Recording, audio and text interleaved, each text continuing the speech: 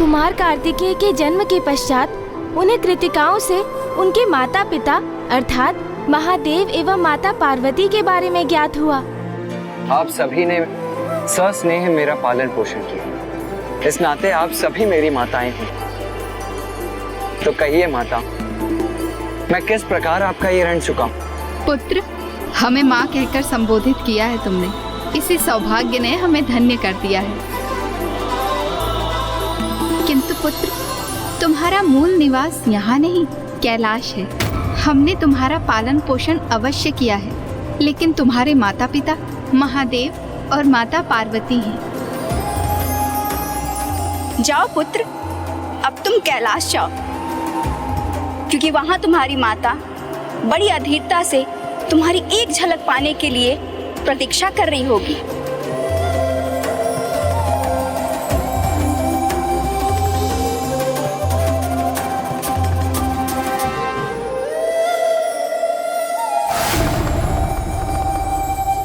महादेव, माता पार्वती, कदाचित कृतिका देवियां कुमार का पग प्रदर्शन कर रही हैं, क्योंकि अब तक कुमार में महायोद्धा होने की कोई भी योग्यता हमें दिखाई नहीं दी।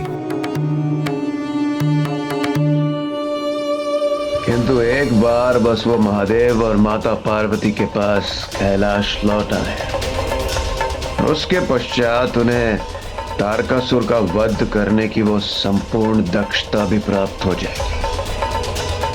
क्यों देवगण, उचित कह रहा हूं ना मैं?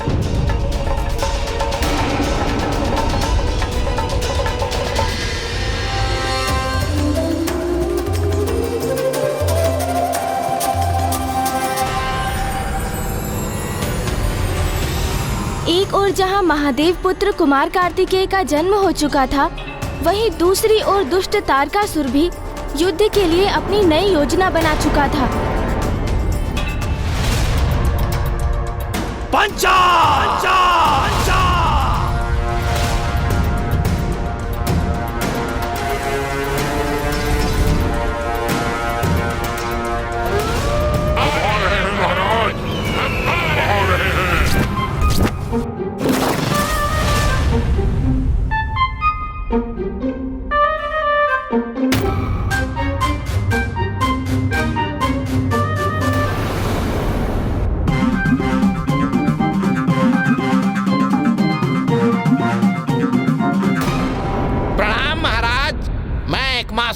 उपस्थित हूँ। ये छोटा मोटा असुर महादेव पुत्र का वध करेगा?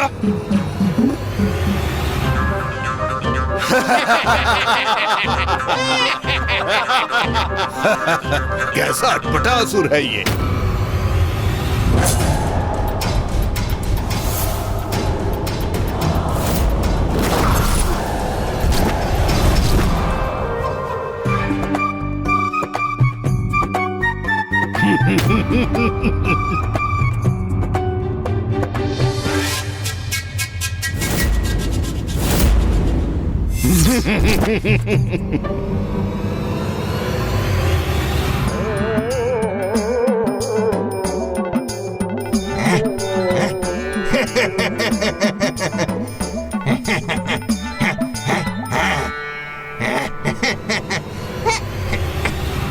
हम सब पुनः पीछे छूट गए और दुष्ट एकमासुर हम सबसे पहले पहुंच गया। अब वो सर्वप्रथम महाराज तक पहुंचने का श्रेय स्वयं ले लेगा और हम सब मुंह ताकते रह जाएंगे। पीछे हटो ना, फिर मुझे आगे जाने दो। शीघ्र पहुंचना है मुझे महाराज तक। आगे बढ़ो, अन्यथा मार्ग से हटाओ। मैं जाऊंगा, मैं जाऊंगा, मैं आगे जाऊंगा, मैं जाऊंगा।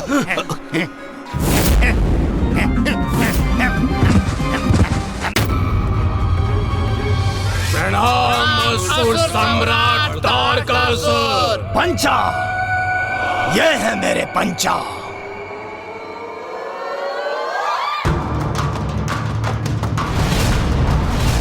मृत्युदाता पंचा विदूषक बनकर किसी का भी विश्वास अर्जित कर लेते हैं। तो अपनी माया से उसे अंतहीन मृत्यु भी प्रदान कर सकते हैं।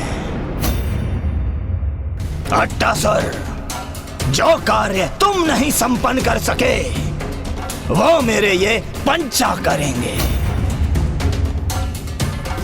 ये वध करेंगे उस महादेव पुत्र का, उस महादेव पुत्र का।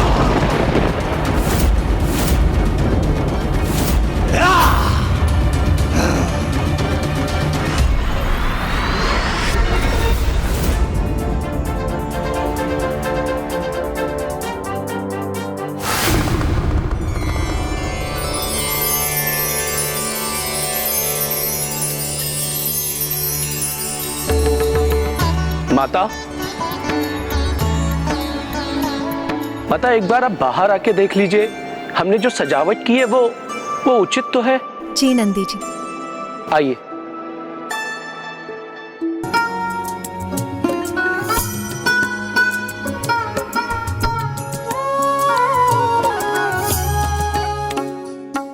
दिए कहाँ है नंदी जी? माता, गण अभी उन्हें भी उनके स्थान पर रख रहे हैं, देखिए। दिए पर्याप्त होने चाहिए नंदी जी। संपूर्ण कैलाश उनके प्रकाश से जगमगाता चाहिए मुझे। कैलाश का दीपक जो आ रहा है, मेरा पुत्र आ रहा है।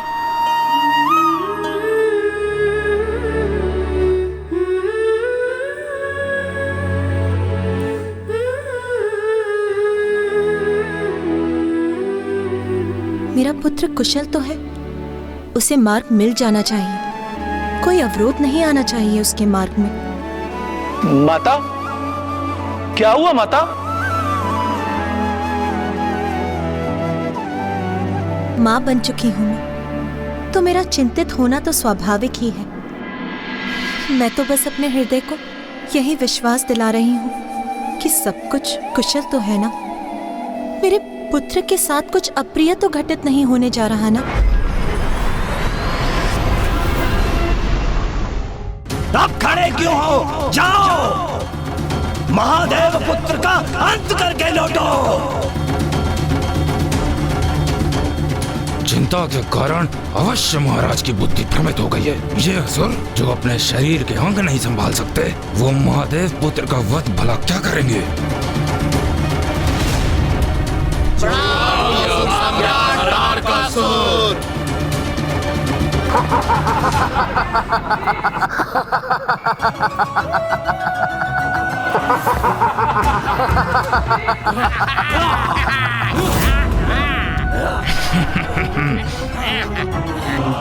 क्षमा कीजिए महाराज, किंतु ये वध करेंगे उन कुमार का?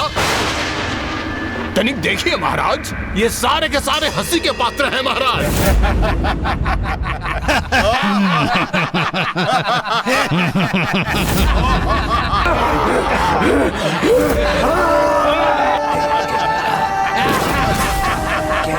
पंचा, बड़े दीर्घ और कठिन यात्रा पर जा रहे हो तुम, तो इसलिए कुछ भोजन तो आवश्यक है ना। जी महाराज, हम आपके इस उत्तम विचार से सहमत हैं। हम सब यही सोच रहे थे, क्यों न इस हास्यास्पद दुष्ट को अपना भोजन बना लें। हाँ? मुझे अपना भोजन बनाएंगे ये? तो उचित है, कदाचित इसे तुम्हें लेकर जितने भी संशय हैं, वो सब शांत हो जाएंगे।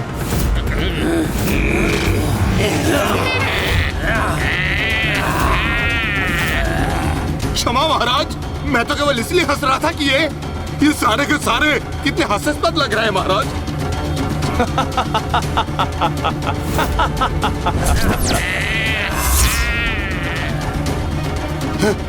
क्षमा।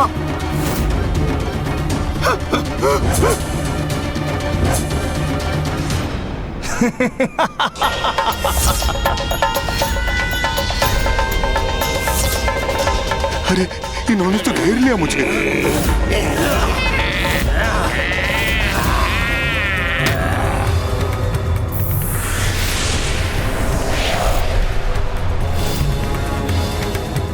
विचित्र है, मायावी है, भयंकर है ये पंचासुर।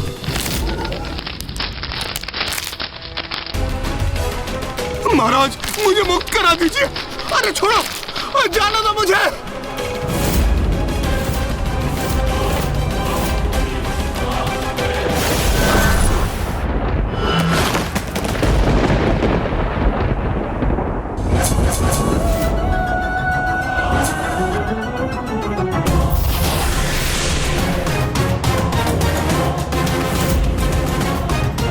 इनकी माया और दुष्टता धूर्त भी है और मायावी भी। इनसे पार पाना तो किसी के लिए भी कठिन होगा, कदाचित महादेव पुत्र के लिए भी। इधर तारकासुर ने पंचासुर को विदा किया और उधर कुमार कार्तिकेय कैलाश की ओर बढ़ते हुए अपनी प्रथम चुनौती और परीक्षा का सामना करने वाले थे। ये वो परीक्षा थी जिससे ये निर्णय होने वाला था कि उनके सामर्थ्य को लेकर जो चिंता देवताओं को थी वो उचित थी अथवा नहीं। अर्थात कुमार कार्तिकेय के लिए जो प्रतीक्षा देवताओं ने की थी वो उचित थी अथवा नहीं।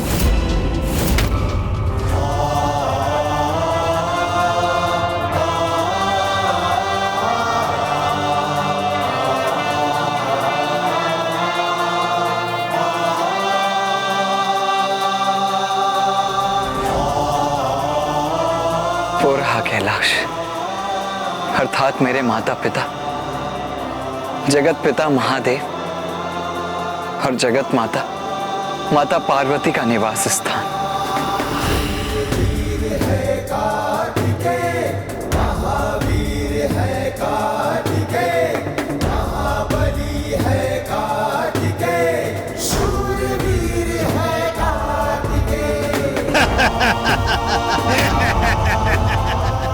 सब दोष तुम्हारा है मूर्ख। मुझे मूर्ख बोल रहा है? मुझे अपना दोष मुझ पर बन रहे हो। तुम्हारे कारण ही भटके हम। कौन है ये? चलो हटो, अधिक मत बोलो। भूल तुम्हारी है और भुगतू मैं। अरे हम तुम्हारे ही कारण भटके हैं। रुक जाइए आप सभी। मछली जाल में फंस गई है।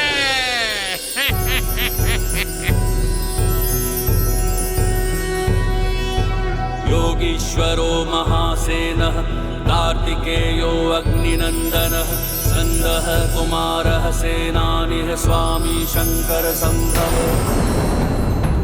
अच्छा, ये है महादेव के पुत्र कुमार। कितने तेजस्वी हैं ये कुमार।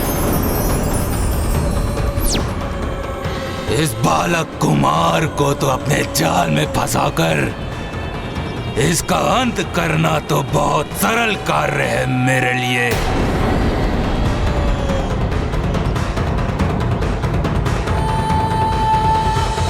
कौन है आप सभी और इस प्रकार यहाँ कलह क्यों कर रहे हैं? मैं बताता हूँ कि हम कौन हैं। ये एकमासुर है, ये त्रियासुर है और वो दशरथसुर है और ये छत्सरसुर है और मैं द्विधासुर हूँ। हम ये एक माँ के कारण ना अपने मार्ग से भटक गए हैं। भटक गए? किंतु आप सभी जा कहाँ रहे थे? कैलाश और कहाँ। हम महान महादेव के दर्शन के इच्छुक हैं। इसी अभिलाषा को हृदय में धरकर कैलाश जा रहे हैं। ये यात्री पिताश्री के दर्शन करना चाहते हैं तो इन्हें कैलाश ले जाना मेरा कर्तव्य है। आपकी समस्या का निवारण मैं किए देता हूँ। मैं भी कैलाश ही जा रहा हूँ, तो यदि आप सभी चाहें तो मेरे साथ आ सकते हैं। ये कौन मूर्ख है और उसकी सहायता क्यों कर रहे हैं कुमार? इंद्रदेव, कुमार शीघ्र अतिशीघ्र कैलाश पहुंचने को आतुर हैं, किंतु मार्ग में वो भटके हुए यात्रियों का मार्गदर्शन करने के लिए रुक रहे हैं, तो आप उससे इतने विचलित क्यों हो रहे हैं? विचलित मैं नहीं सूर्यदेव, कुमार हो रहे हैं। प्रतीत होता है अकेले कठिन यात्रा करने के विचार से ही वो भय का अनुभव कर रहे हैं, इसलिए वो किसी का साथ पाने के लिए आकांक्षी है। क्योंकि है तो वो सुकुमार किशोर ही ना।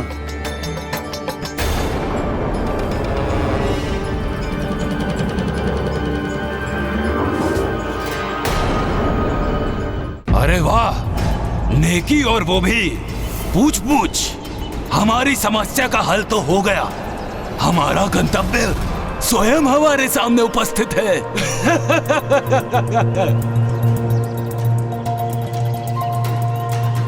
आइए।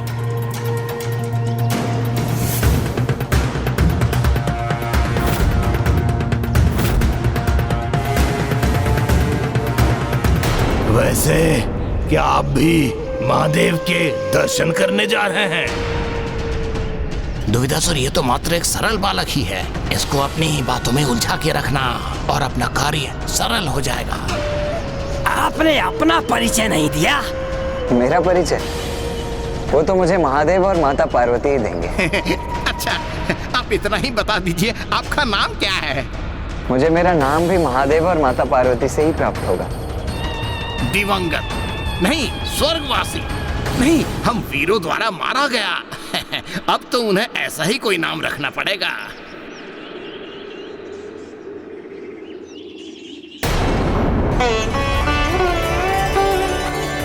माँ, पिताश्री, मैं आपके दर्शनों के लिए अत्यंत अधीर हूँ।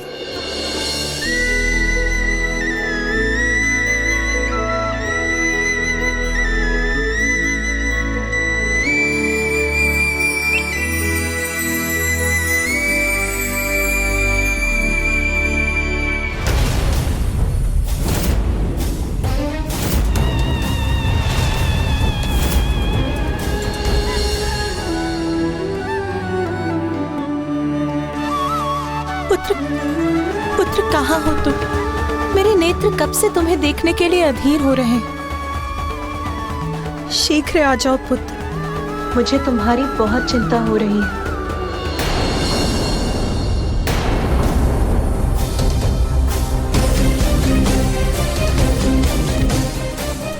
ये बालक तो जैसे कैलाश की ओर दौड़ रहा है। हम जिस कार्य के लिए आए हैं वो करने का कदाचित यही उपयुक्त समय है।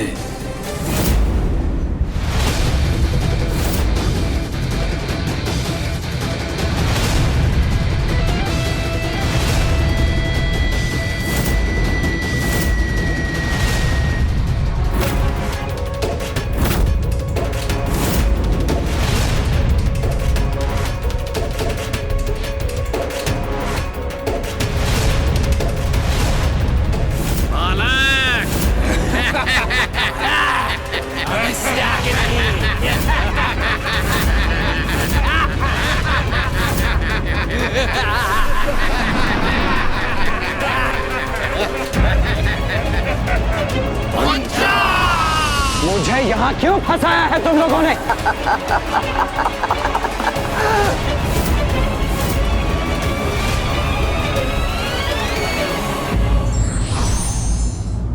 किसी की योग्यता पूर्ण रूप से जाने बिना किसी भी निर्णय पर पहुंचना उचित नहीं होता। परिस्थिति कुछ ऐसी बनी कि तारकासुर द्वारा भेजे गए उनके पंचासुरों ने महादेव पुत्र कुमार को चारों ओर से घेर लिया।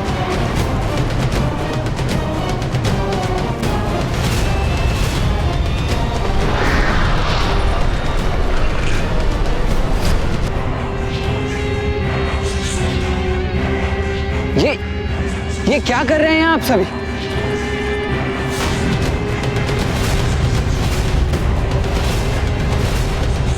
ये क्या? इन असुरों ने तो कुमार को बंदी बना लिया। कौन है ये मायावी और कैसा छल है ये? मुझे तो इतने अंधकार में कुछ दिखाई भी नहीं दे रहा है। ये कैसा अप्रिय आभास हो रहा है मुझे, जैसे मेरी श्वास ही बाधित हो रही हो। मेरा पुत्र अवश्य किसी संकट में है।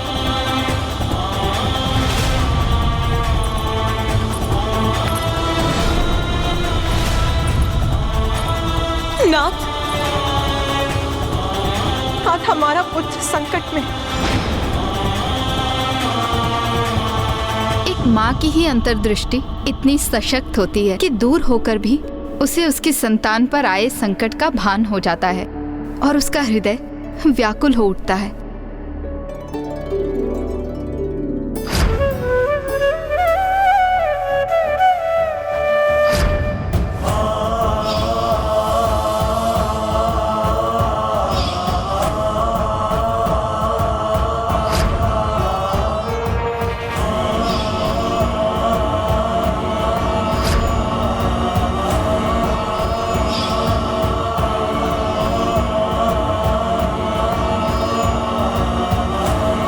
ब्राह्मण देवता, आपके नेत्र नम क्यों हो गए? कितना अद्भुत स्नेह संबंध होता है ना एक माता और पुत्र का।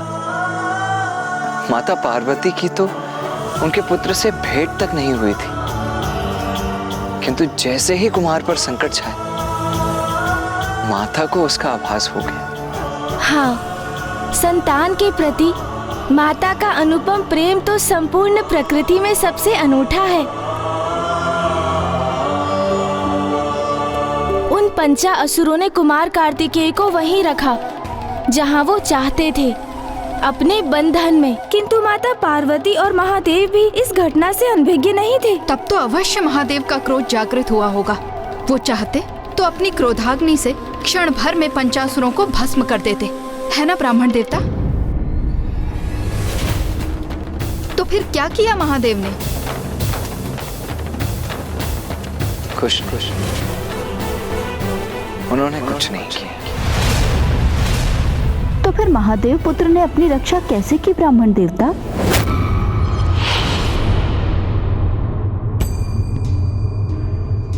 मुझे ज्ञात है पार्वती, तारकासुर के असुरों ने हमारे पुत्र को अपने बंधन में बांध लिया है। नाथ, आप शीघ्र जाकर कुछ कीजिए, अन्यथा मैं स्वयं जाकर उसकी रक्षा करूंगी। कितनी बार रक्षा करेंगी आप उसकी?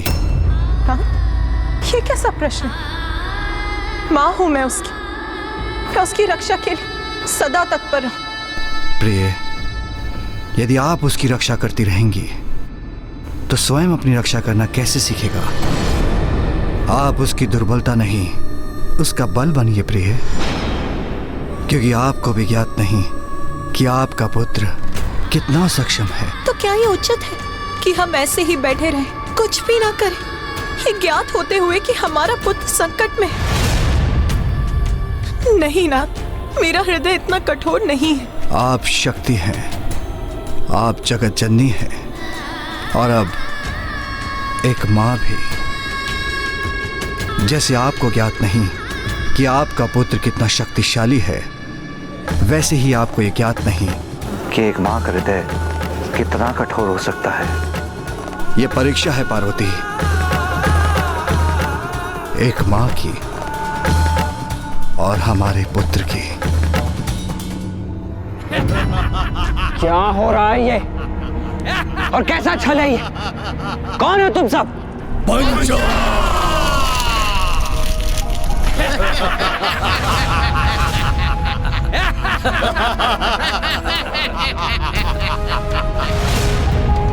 मुझे यहाँ क्यों फंसाया है तुम लोगों ने?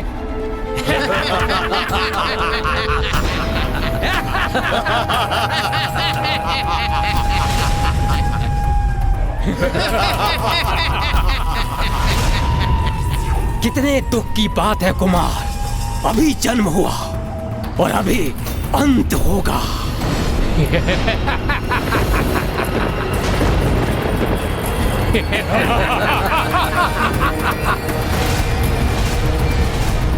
मुझसे क्या शत्रुता है तुम्हारी? मैं तो तुमसे परिचित भी नहीं हूं। किंतु हम परिचित हैं तुमसे, और इतना ही हमारा परिचय पर्याप्त है। हम काल हैं तुम्हारे, हमारी गुफा को भेद कर बाहर निकलना असंभव है। क्योंकि असुर गुरु शुक्राचार्य से वरदान प्राप्त है हमें। पंचासुर हैं हम पांचों की इस गुफा में बंदी, कोई भी यहाँ से मुक्त नहीं हो सकता।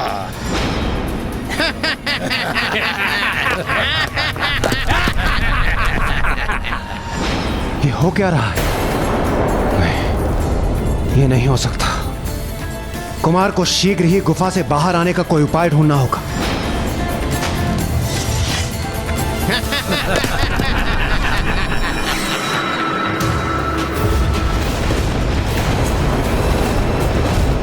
शांत हो जाइए पार्वती, शांत हो जाइए। अपनी अधीरता का परित्याग कर अपने भीतर विश्वास जागृत कीजिए। हमारा पुत्र स्वयं उस मायावी गुफा से बाहर आकर अपनी अपार सामर्थ्य का प्रमाण देगा।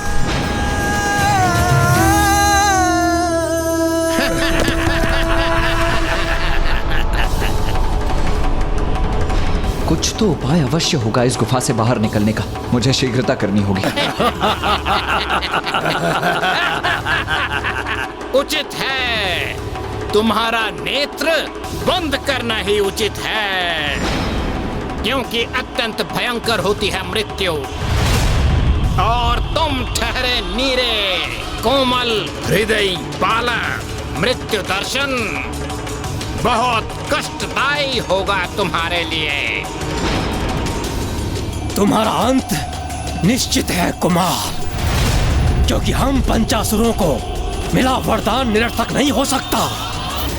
और हम पंचासुर जब तक एक दूसरे से विलग नहीं होते तब तक ये गुफा ऐसे ही स्थिर रहेगी, स्थिर रहेगी। जब तक एक दूसरे से विलग नहीं होते तब तक ये गुफा ऐसे ही स्थिर रहेगी।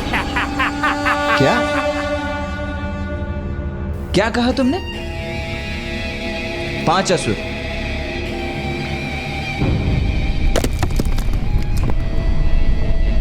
किंतु तुम 5 कहां हो? तुम तो 4 ही हो।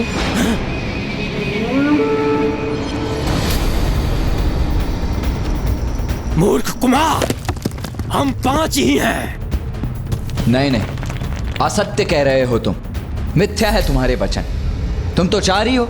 हम मिथ्या कह रहे हैं? क्यों कहेंगे हम मिथ्या? असत्य तो तुम कह रहे हो, और सत्य ये है कि हम 4 नहीं 5 हैं। 5। मिथ्या वचन कहने वाले असुरों का तनिक भी विश्वास नहीं है मुझे ज्ञात है। मैंने गिना था तुम्हें। तुम 4 ही हो, अन्यथा प्रमाणित करो अपनी संख्या। मूर्ख बालक, हमें मिथ्यावादी बुला रहे हो तुम? चलो तो हम अभी प्रमाणित करते हैं कि हम 4 नहीं 5 हैं। उसके उपरांत ही तुम्हारा वध करेंगे हम।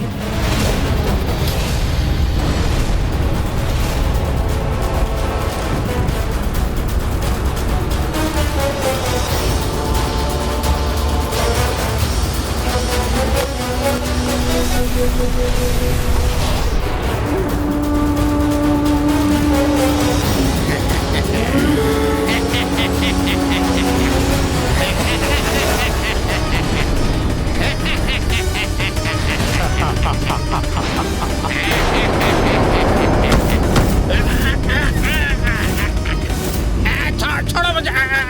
क्या कर रहे हो तुम? छोड़ो मुझे।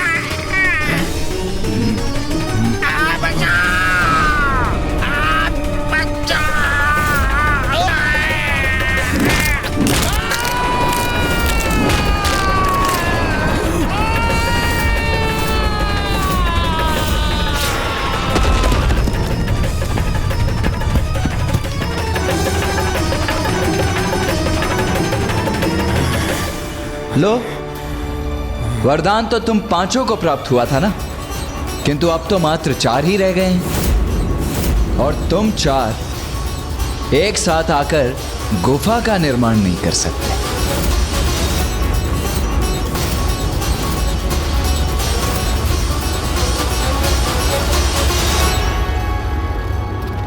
आपने देखा इंद्रदेव, कुमार ने कितनी कुशलता से इस असुर का संहार किया। अब तो आपको विश्वास हो गया ना कि इसी प्रकार वो तारकासुर का भी सर्वनाश करेंगे। अभी तो केवल एक ही तुच्छ असुर का अंत किया है कुमार ने। अभी भी 4 असुर शेष हैं, जो कि मुझे बहुत ही क्रोधित प्रतीत हो रहे हैं, जो अपने मृत मित्र का प्रतिशोध लेने के लिए तत्पर हैं, जबकि कुमार के पास न कोई शस्त्र और ना ही हमारी भांति कोई अनुभव।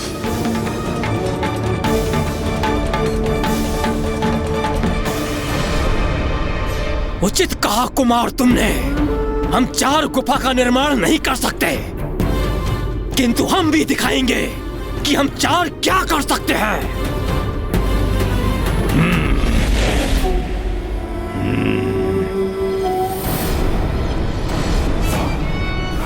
अब हम 4 गुफा से भी भयंकर हो गए।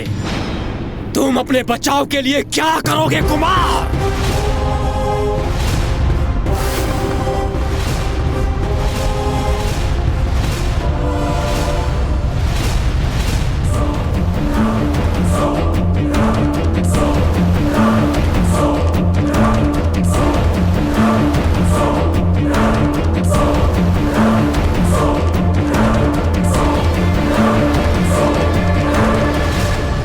स्वामी, कोई आयुध नहीं है मेरे पुत्र के पास, और उन असुरों के 8 हाथों में 8 घातक आयुध।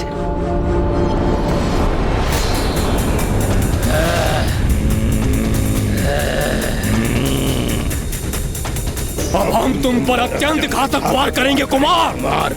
अंत तो तुम्हारा निश्चित है।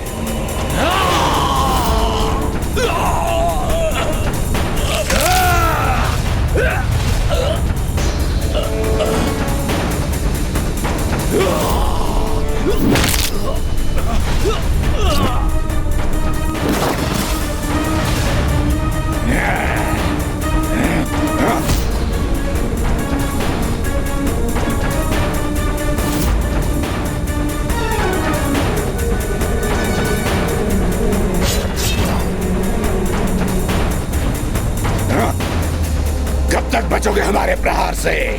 कभी तो हमारे प्रहार तुम्हारी मृत्यु का कारण बनेंगे। मुझे ध्यान से देखकर वार करना होगा इन पर।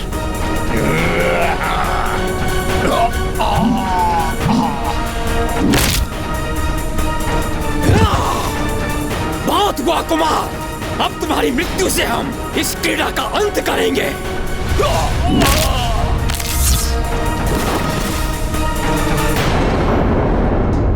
योद्धा कभी आयु रोहित नहीं होता पार्वती, क्योंकि उसकी बुद्धि ही उसका सबसे बड़ा हथियार है।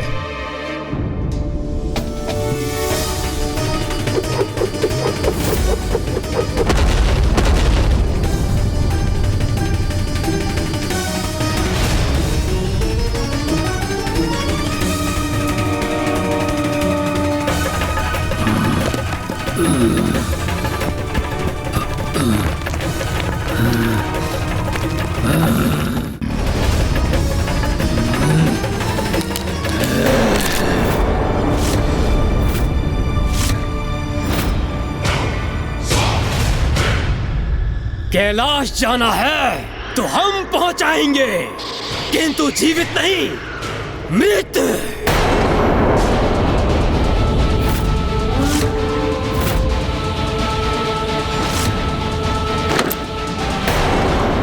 बस अब मैं कुमार को अकेले इन दुष्टों से युद्ध करते हुए नहीं देख सकता। मैं चाह रहा हूं उनकी रक्षा करें। रुकिए सूर्यदेव, रुकिए सूर्यदेव, आप कहीं नहीं जा रहे।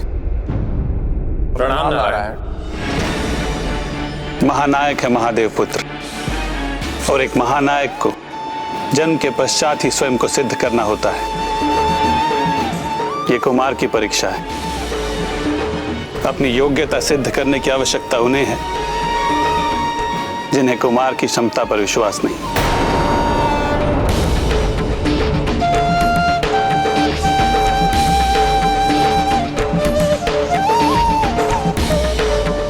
रुको, रुको, रुको, रुको।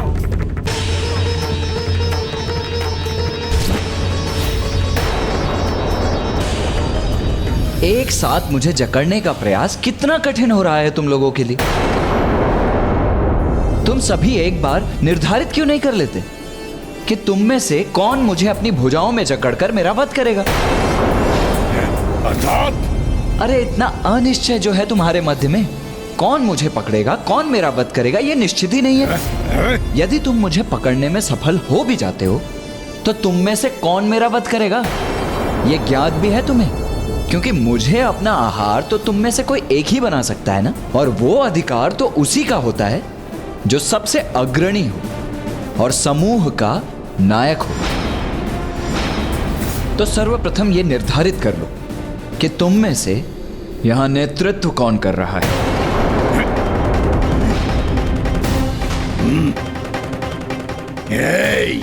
मुझे मूर्ख मत बनाओ। तुम अपने शब्दों की ब्रह्मजाल में हमें फंसाने का प्रयास कर रहे हो, किंतु इस बार तुम्हारी इस चाल से हम भटकने वाले नहीं हैं। अरे नहीं नहीं, मैं फंसा कहाँ रहा हूँ। मैं तो बस इतना कह रहा हूँ कि अपना नेतृत्व निर्धारित कर लो, जिससे भविष्य में कोई दुविधा ना हो और सब कुछ स्पष्ट रहे। इसमें निर्णय क्या लेना है? इस समूह का नायक मैं हूँ।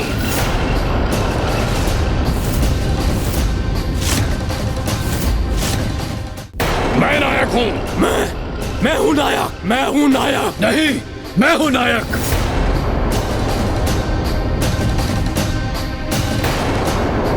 मैं हूँ नायक। मैं हूँ नायक। मैं हूँ नायक। मैं हूँ नायक। अच्छा ठीक है, शांति शांति शांति शांति। पूर्ण अनिश्चय की स्थिति है तुम्हारे मध्य में। अरे सर्वप्रथम ये निश्चित तो कर लो कि कौन है नायक और कौन मेरा वध करेगा। तब तक मैं थोड़ा विश्राम कर लेता हूं। मैं हूं नायक। एक मासुर तो रहा नहीं, द्विधासुर तो मैं हूं ना, तो नायक मैं हूं ना। क्यों?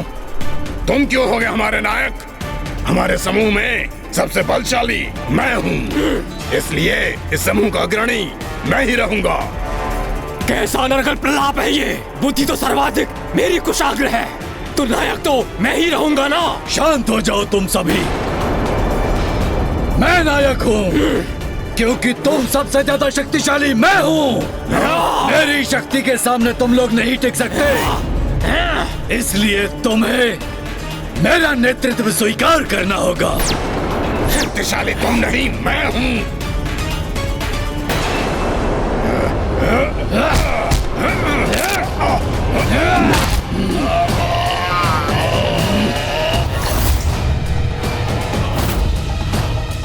अभी देखता हूँ कैसे हो तुम।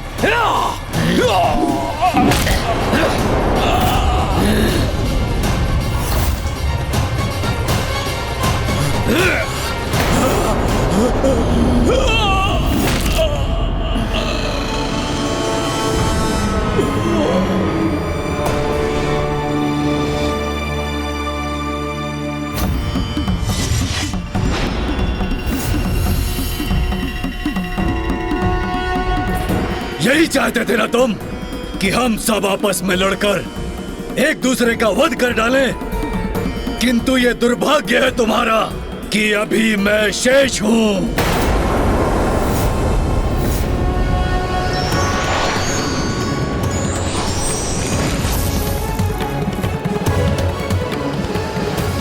मूर्ख बालक, मैं अकेला ही तुम्हें कुचलकर तुम्हारा वध करूंगा।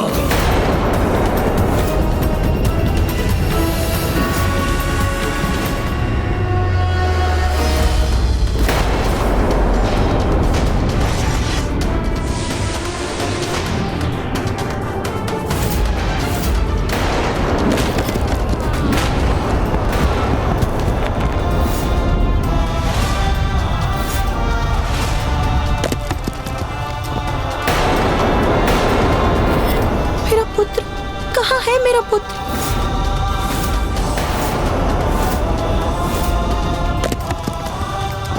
कहीं ससुर के वध करने के प्रयास में मेरे पुत्र पर ही कोई संकट तो नहीं आ गया? कहाँ गया वो?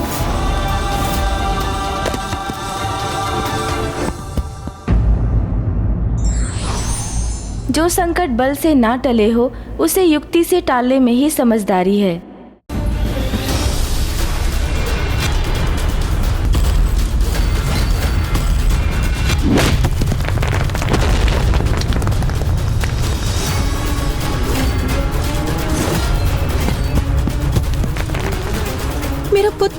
कहाँ है मेरा पुत्र?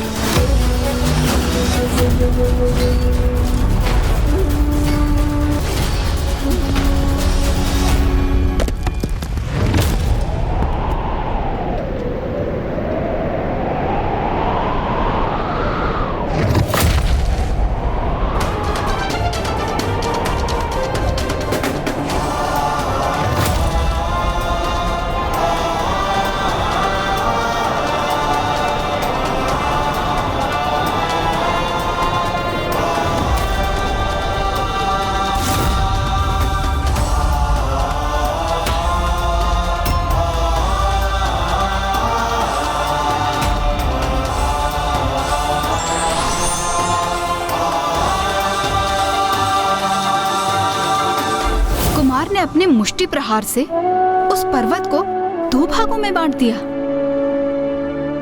और फिर उन दोनों भागों को एक मुर्ग और एक मयूर में परिवर्तित कर दिया।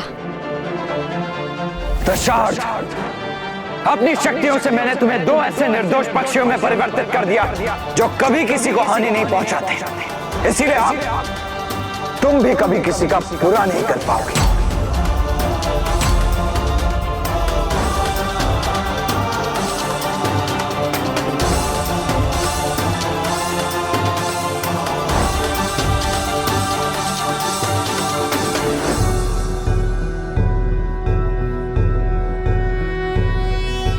योगीश्वरो महासेनः कार्तिकेयो अग्निनन्दनः स्कन्दः कुमारः सेनानिः स्वामी शंकर संभव।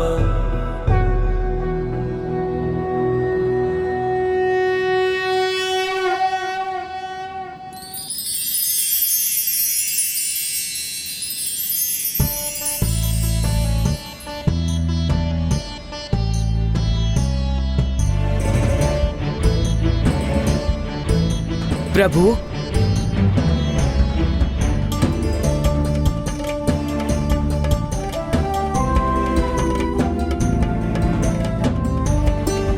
प्रभु, हम दोनों एक शाप के कारण असुर बन गए थे, किंतु अब आपने दशरथ का वध कर हमें उस शाप से मुक्त कर दिया है। प्रभु, इस शाप से मुक्त कर आपने हमारा कल्याण कर दिया। अब आप हमें अपनी शरण में लेने का वरदान दीजिए।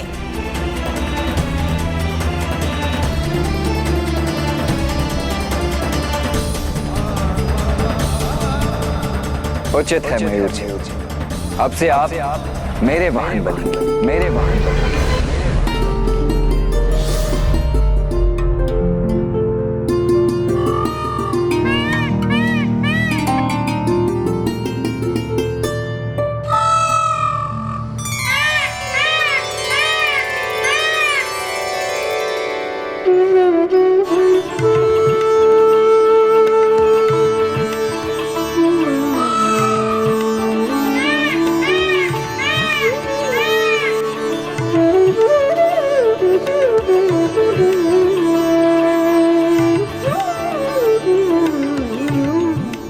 धन्यवाद प्रभु, आपने अपना वाहन नियुक्त कर मुझे कृतार्थ कर दिया। मुझे याद है प्रभु, मैं मयूर के समान सुंदर नहीं, कदाचित इसलिए आपने मुझे इस सौभाग्य के योग्य नहीं समझा। किंतु मुझे अपनी सेवा है तो कुछ तो आदेश दीजिए प्रभु, मुझ पर भी तो कृपा कीजिए।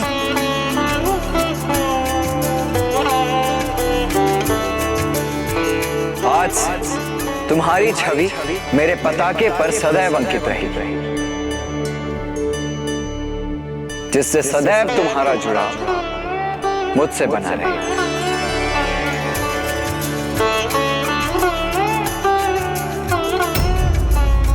क्या हुआ? क्या तुम प्रसन्न नहीं हुए? नहीं प्रभु, ऐसी बात नहीं, किंतु मात्र मेरी छवि आपके साथ जुड़ेगी, स्वयं मैं नहीं प्रभु। उचित, तो आपके लिए मेरा यह आदेश है कि आज से मुझे और संसार के प्रत्येक जन को भोर में सूर्योदय से पूर्व तुम बांग देकर उन्हें उनकी निद्रा से उठाओगे। तुम्हारी बांग से सभी जन समय पर नित्य कर और संस्कार आदि का पालन करेंगे और इस प्रकार तुम सभी को नित्य धर्म का पालन करने के लिए प्रेरित करोगे। धन्यवाद प्रभु।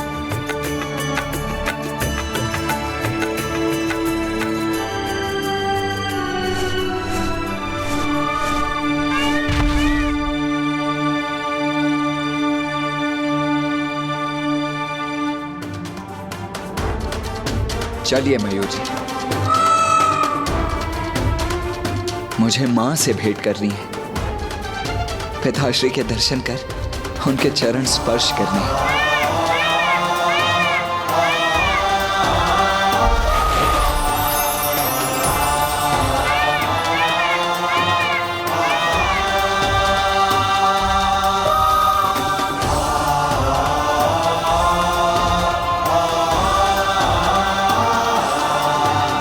क्यों देवराजन, अब तो आपको कुमार के सामर्थ्य पर विश्वास हुआ ना?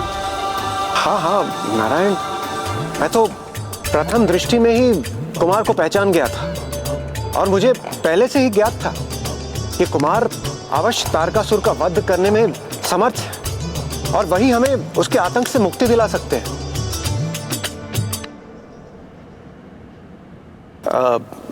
मेरे विचार से हम सभी को कैलाश जाना चाहिए और कुमार का अभिवादन करना चाहिए।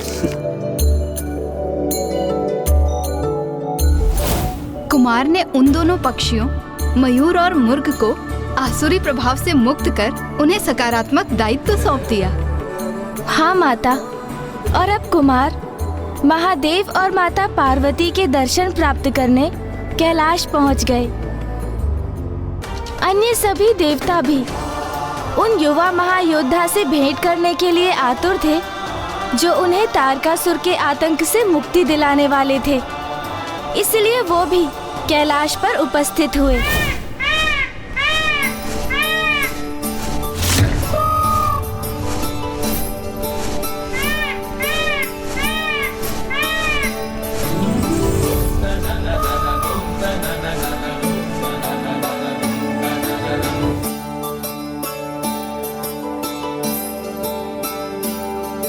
माँ, माँ, माँ।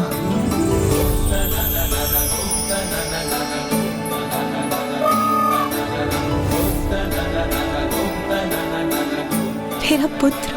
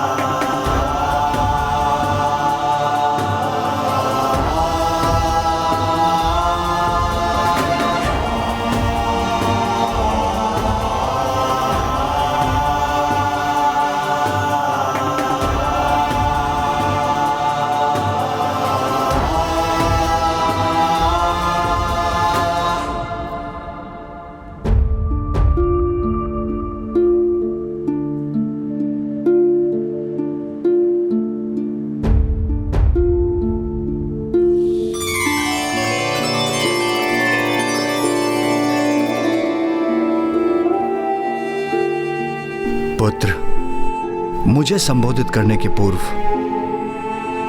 तुम्हें प्रथम शब्द उनके लिए कहने होंगे जो दीर्घ समय से तुम्हारे आगमन की आस लगाए हुए हैं।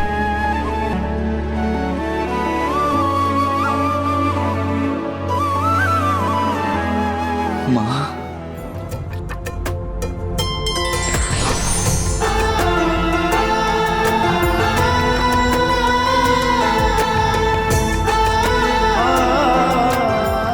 माँ,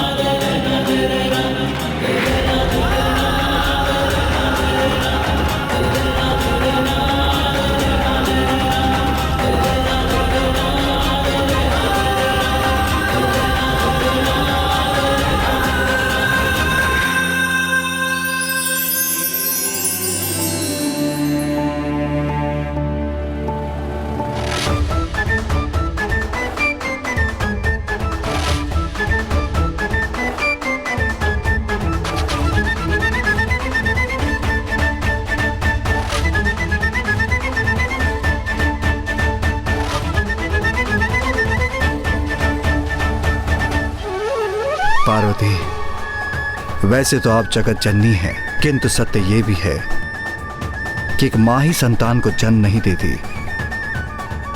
एक संतान भी एक माँ को जन्म देती है। आपने सत्य कहा स्वामी। पुत्र, आज तुमने मुझे एक माँ बना दिया। माँ, मैं आपसे भेंट कर आपके आंचल की छाया पाने के लिए अधीर हो रहा था।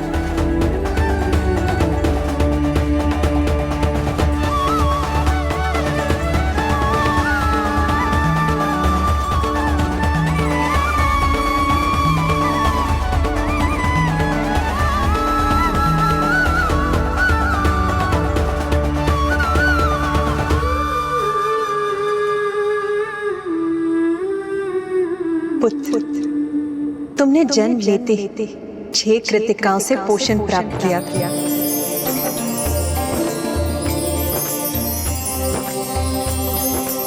इसीलिए आज से तुम कार्तिकेय कहलाओ। कार्तिकेय कहलाओ। कार्तिकेय कहलाओ।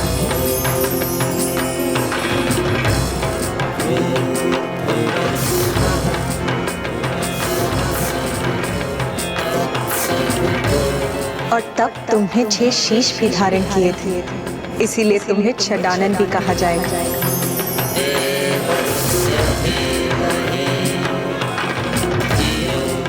और अनुकूल समय आने पर अपने विराट स्वरूप में तुम 6 हाथ भी प्रकट करोगे।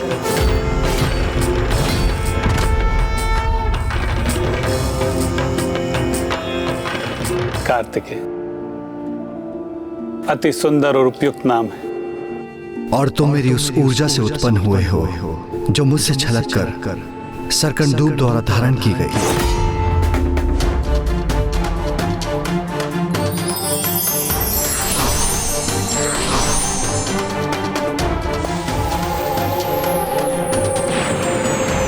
इस कारण तुम्हारा नाम स्कंद भी होगा, स्कंद भी होगा, स्कंद भी होगा।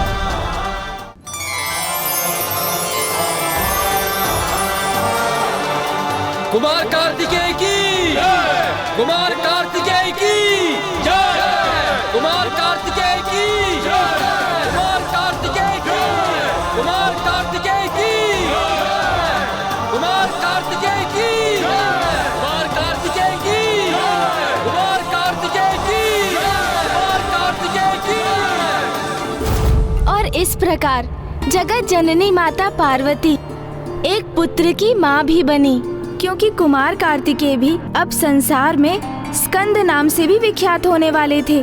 और माता का ये रूप स्कंद माता के नाम से प्रख्यात हुआ।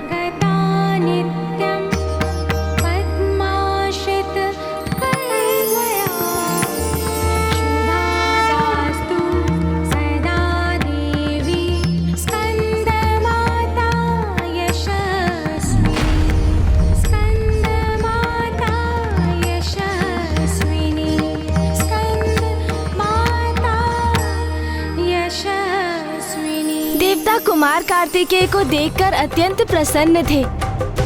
वो उन्हें देव सेनापति के पद पर स्थापित करने के लिए अत्यंत अधीर थे, जिससे कुमार अविलंब जाकर तारकासुर से युद्ध कर सके।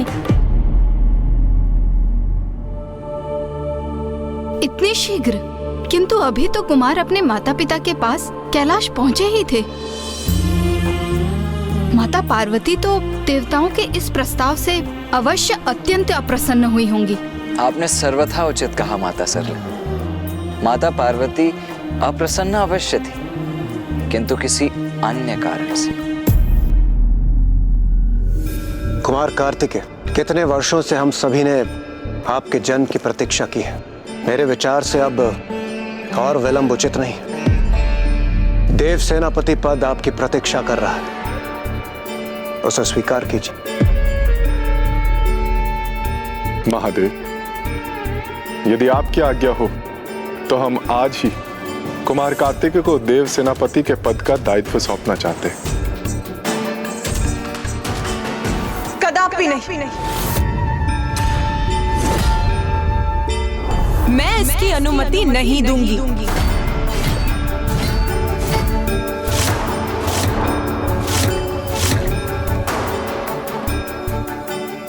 पूर्व में ही इतना विलंब हो चुका है, और यदि माता पार्वती ने आज्ञा देने से अस्वीकार कर दिया तो बहुत समय बीत जाएगा, और इतना समय कहाँ है हमारे पास।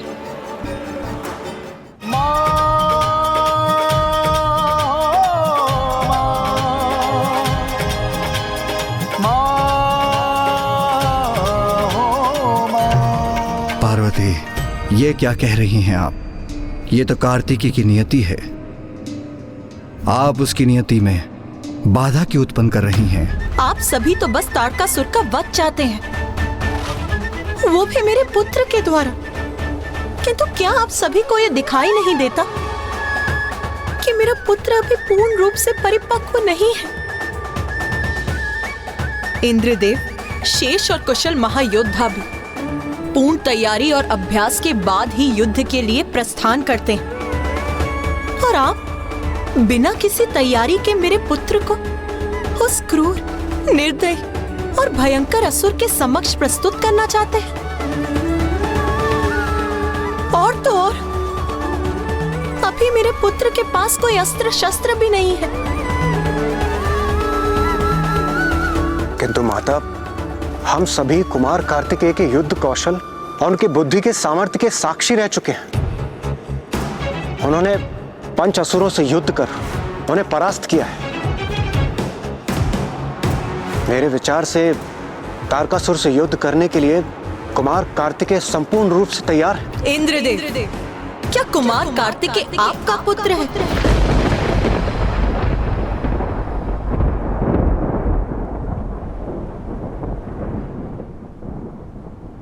नहीं माता। उचित कहा आपने। कुमार कार्तिकेय आपका नहीं, मेरा पुत्र है। इसीलिए उसकी मां होने के नाते इसका निर्णय मैं लूंगी कि युद्ध के लिए वो तैयार है अथवा नहीं। और मेरा निर्णय ये है, मेरा पुत्र तारकासुर का वध करने के लिए अभी देव सेनापति का पद नहीं संभालेगा।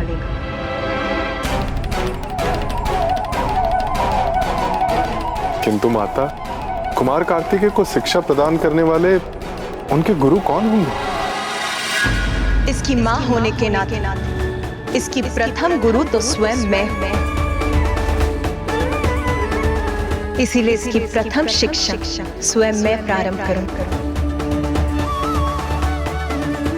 उचित है फिर। कल से पुत्र कार्तिकेय की शिक्षा प्रारंभ हो।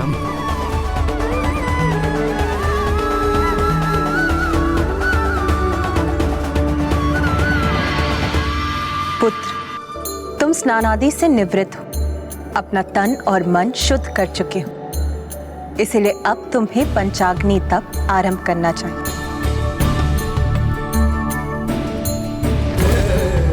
ओम नमः शिवाय। ओम नमः। एक और जहाँ कुमार कार्तिकेय माता पार्वती के संरक्षण में कठोर तप कर अपनी शक्ति एवं सिद्धियां अर्जित करने में लगे थे, वहीं दूसरी ओर तारकासुर को जब ज्ञात हुआ कि उनके पंचासुरों का वध कुमार कार्तिकेय ने कर दिया है, तो अब वो स्वयं कुमार कार्तिकेय का सामना करने की ठान लेता है। कोई कितना भी प्रतिभावान हो, पर उचित मार्गदर्शन और अभ्यास उसकी प्रतिभा को निखारने के लिए अति आवश्यक है। ओम नमः शिवाय। ओम नमः शिवाय। माता के निर्देशानुसार कुमार कार्तिकेय ने संपूर्ण निष्ठा से वहां स्थित लौ पर अपना ध्यान केंद्रित कर पंचाग्नि तप और पंचाक्षर मंत्र ओम नमः शिवाय का उच्चारण करना आरंभ कर दिया। जैसे जैसे वो अपने तप में लीन होते गए और उनकी एकाग्रता बढ़ने लगी, वैसे ही दीपक की अग्नि विभक्त होकर उनके चारों ओर पंचाग्नि प्रज्वलित करने लगी। ये उनके समस्त चक्रों के पूर्ण रूप से जागृत होने का प्रमाण था, जिससे उन्हें आत्मज्ञान का बोध हो।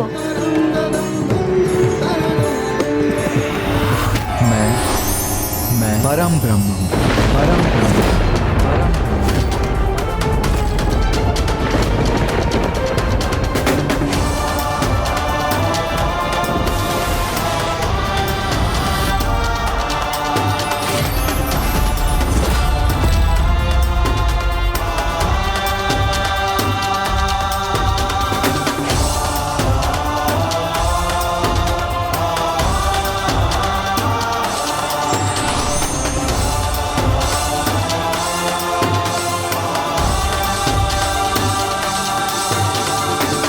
पुत्र, अब तुम्हें अपना दिव्य वास्तविक परिचय ज्ञात हो।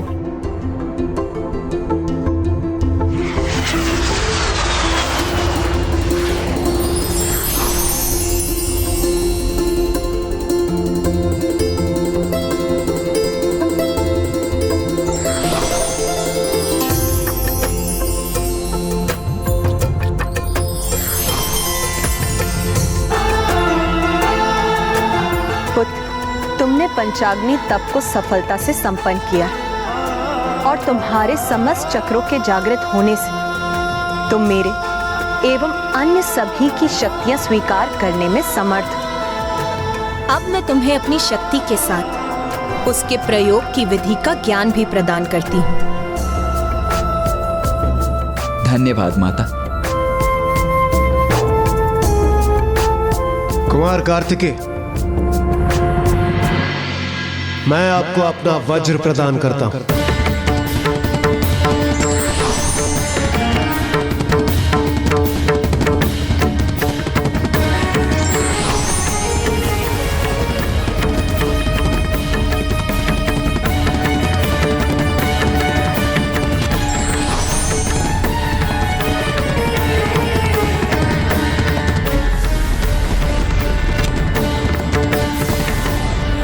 मेरा ये वज्र स्वीकार कीजिए कुमार कार्तिकेय। आप जब भी इसका आवाहन करेंगे, यह आपके समक्ष प्रस्तुत हो जाएगा।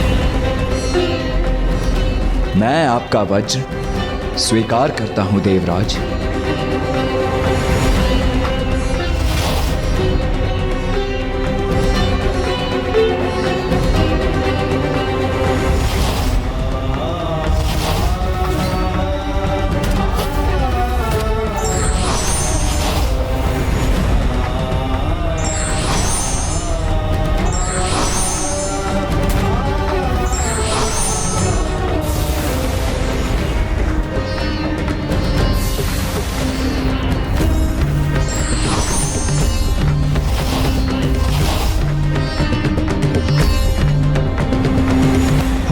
कुमार कार्तिकेय को अपनी अपार शक्ति का आभास हो ही गया। माता पार्वती ने उन्हें अपनी शक्ति और ज्ञान दोनों प्रदान किए और हम देवताओं ने भी उन्हें अपने आयुध दिए। तो अब तो वो तारकासुर से युद्ध करने के लिए सर्वथा तैयार हैं।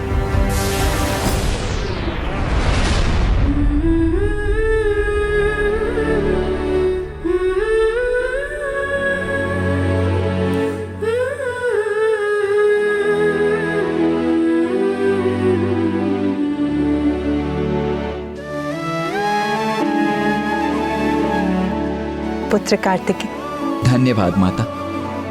अब आज्ञा दीजिए। माता के बाद पुत्र के अगले गुरु उसके पिता होते हैं। मैं तुम्हें जो शिक्षा दे सकती थी दे चुकी। अब तुम्हें अपने पिताश्री से शिक्षा प्राप्त करनी चाहिए।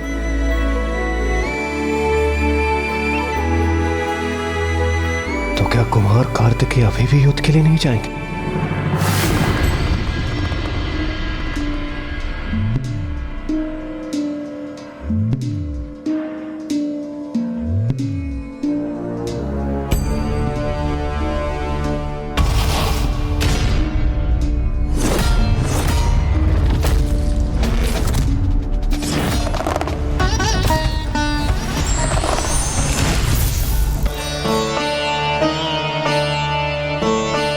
पिताश्री, मैंने अभी आपके शीश पर कांटों का मुकुट क्यों देखा पिताश्री? पुत्र, तुम्हारी मां से शिक्षा प्राप्त कर समग्र रूप से संपन्न हो चुके हो, इसलिए मात्र मैं एक ही मूल शिक्षा तुम्हें प्रदान कर सकता हूं। तुमने जितनी भी शक्ति प्राप्त की है उसका उपयोग संसार की भलाई के लिए, धर्म की रक्षा के लिए और उत्थान के लिए ही करना उचित होगा। शीघ्र तुम एक सेनापति का दायित्व संभालोगे जो तुम्हारे लिए कांटों के मुकुट के समान होगा, क्योंकि यह दायित्व सरल नहीं होगा। उसे तुम्हें बहुत धैर्य और लगन से संभालना होगा। ब्राह्मण देवता, अब तो कुमार कार्तिकेय ने शक्तियां, आयुध और ज्ञान सभी प्राप्त कर लिए थे, तो अब तो उनकी शिक्षा पूर्ण हो गई थी ना? माता पिता से ज्ञान और शक्ति दोनों अवश्य प्राप्त हुई थी उन्हें, किंतु जब तक वास्तविक गुरु का मार्गदर्शन ना प्राप्त हो तब तक ज्ञान कहाँ फलित होता है। तो अब कुमार की शिक्षा की पूर्णता के लिए उनके पिताश्री महादेव ने उन्हें अगस्त्य ऋषि के पास भेजा।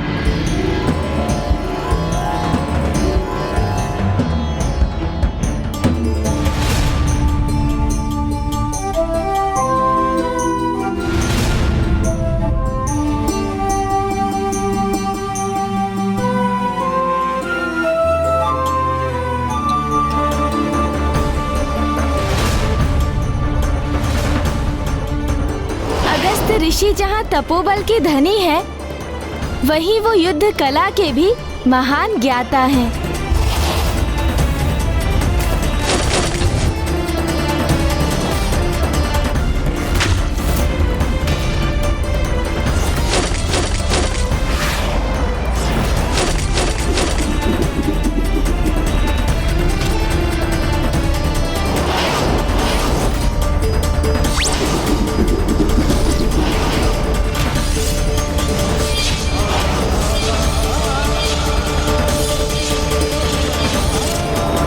कार्तिकेय, मैंने आपको अपने शिष्य के रूप में स्वीकार कर आपको संपूर्ण युद्ध कौशल की विद्या प्रदान की है।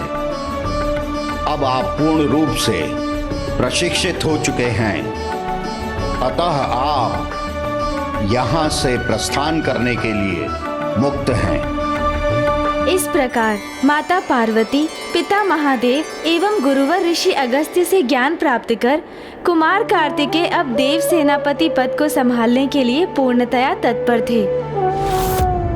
महादेव पुत्र पार्वती नंदन कुमार कार्तिकेय के देव सेनापति पद पर स्थापित होने हेतु उनके अभिषेक का शुभारंभ हो।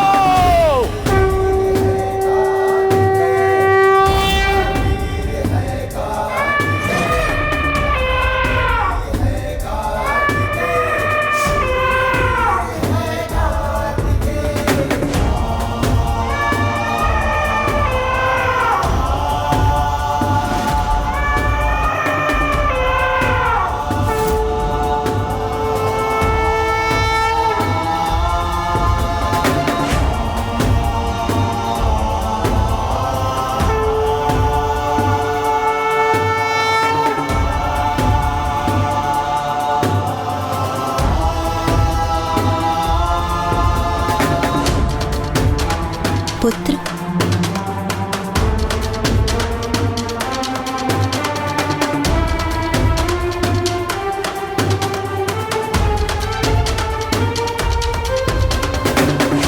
देव सेनापति कुमार कार्तिकेय की, देव सेनापति कुमार कार्तिकेय की, देव सेनापति कुमार कार्तिकेय की, देव सेनापति कुमार कार्तिकेय की, देव सेनापति कुमार कार्तिकेय की।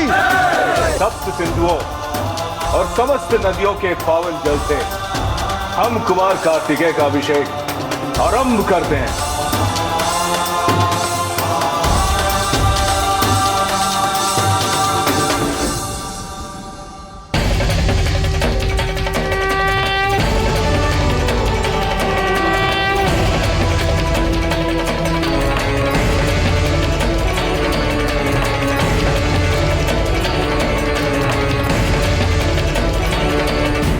आयुष्मान भव पुत्र।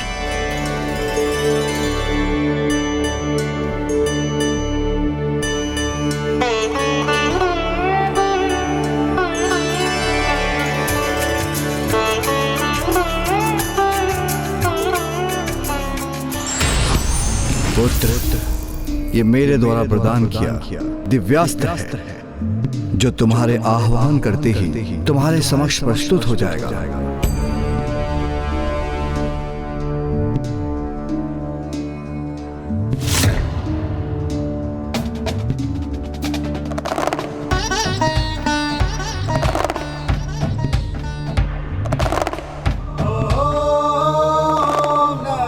धन्यवाद पिताश्री।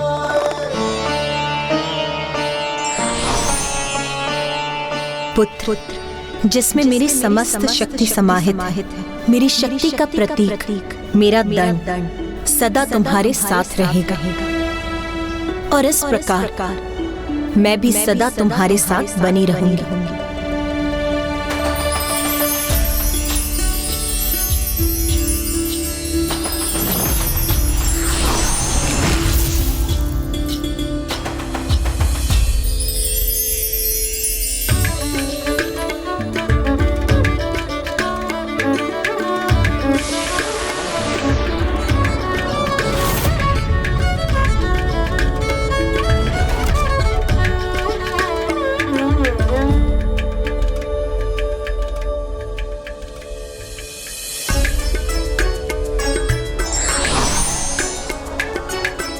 पुत्र, मैं योद्धा तो नहीं, इसलिए तुम्हें कोई आयुध तो प्रदान नहीं कर सकता, किंतु तुम्हारे लिए एक संपूर्ण सेना अवश्य प्रदान कर सकता हूं।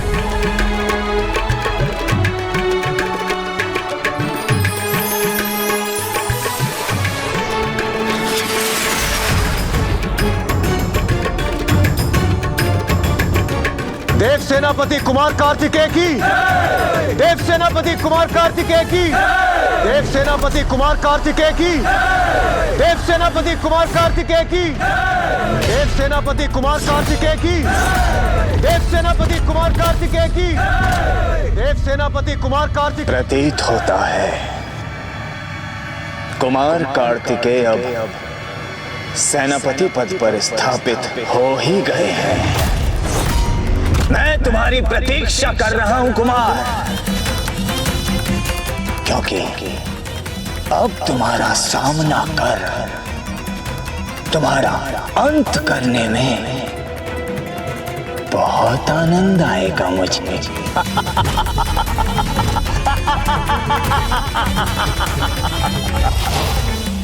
और इस प्रकार महादेव पुत्र पार्वती नंदन कुमार कार्तिकेय देव सेनापति पद पर स्थापित हुए। उनके लिए तो तारकासुर का वध करना बालकों की क्रीड़ा के समान सरल रहा होगा ना?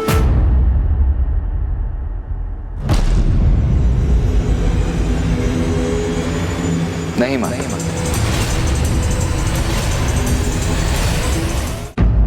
तारकासुर अत्यंत शक्तिशाली त्रिलोक विजेता था। उस असुर का अंत करना इतना सरल नहीं था।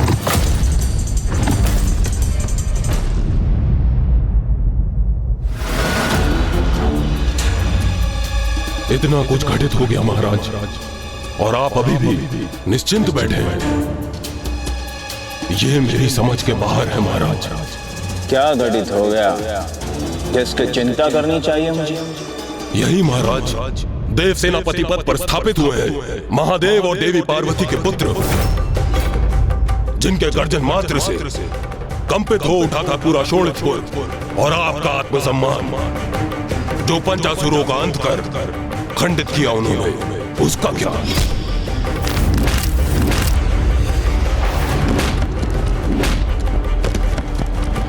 इतना ही नहीं महाराज, उनमें से एक को तो अपना वाहन भी बना लिया उन्होंने।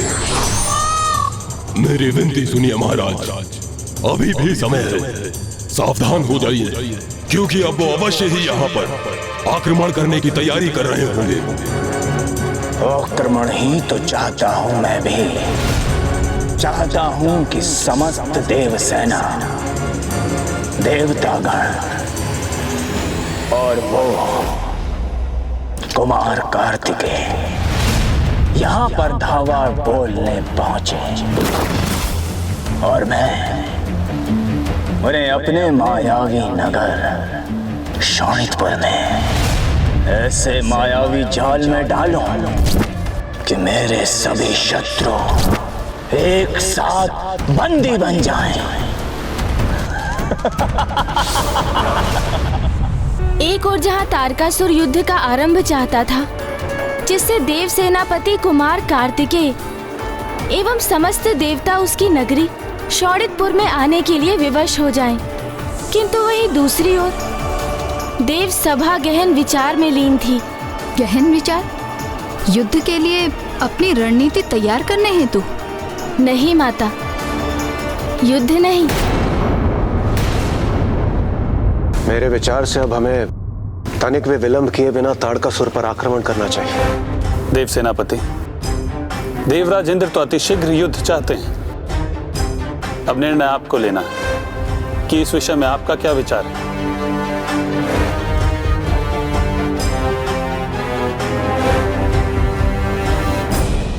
मैं देवराज इंद्र से असहमत हूं।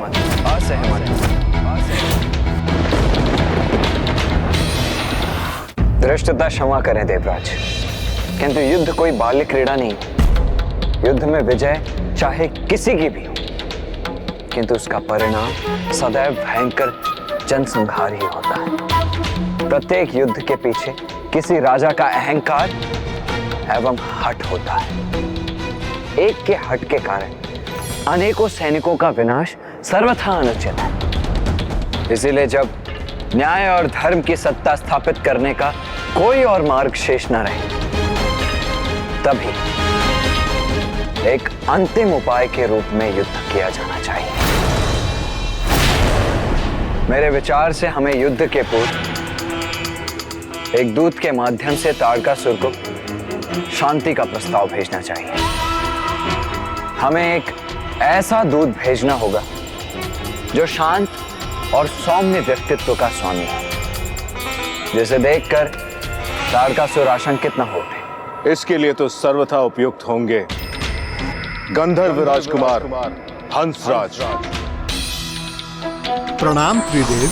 मेरे और मेरे समस्त गंधर्व समाज के लिए यह परम सौभाग्य की बात होगी कि मैं आपका दूत बनूं, देव सेनापति कुमार कार्तिकेय।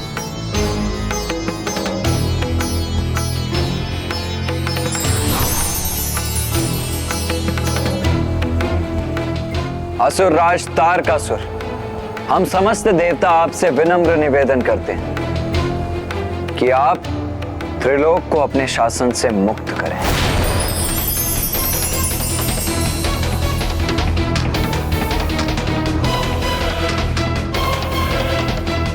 हमारा ये प्रस्ताव है कि शोणितपुर आपके अधीन रहेगा, किंतु आप देवताओं के किसी कार्य में, यज्ञ आदि में कोई बाधा नहीं डालेंगे। स्वर्ग पर पुनः देवराज इंद्र का स्वतंत्र अधिकार स्थापित होगा। वह आपके अधीन नहीं रहेंगे। स्वर्ग आपके सेना नायकों से रिक्त होगा। समस्त देवताओं को पुनः अपने लोकों का स्वामित्व प्राप्त होगा।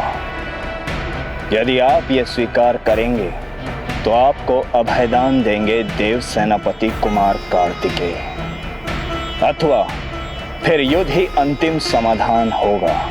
असुरराज तारकासुर, मैं आपकी ओर से देव सेनापति कुमार कार्तिकेय के लिए क्या सूचना लेके जाऊं?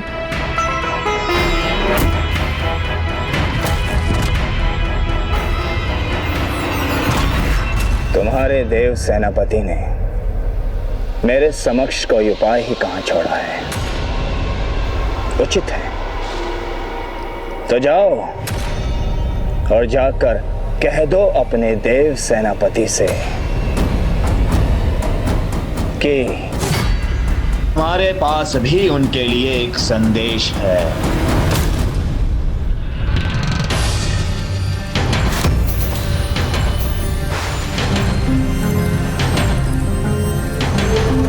ये गंधर्व कुमार हंसराज अभी तक तारकासुर का संवाद लेकर लौटे क्यों नहीं? कदाचित कहीं कुछ अनुचित घटित न हुआ हो।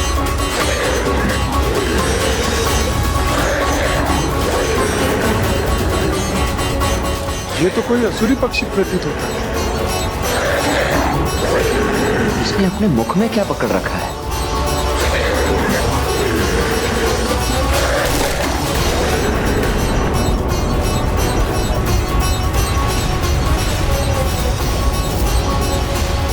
इस असुर पक्षी द्वारा गिराई गई पोटली में भला क्या हो सकता है? अपार शक्ति और पद प्राप्त होने पर अपार दायित्व निभाने पड़ते हैं।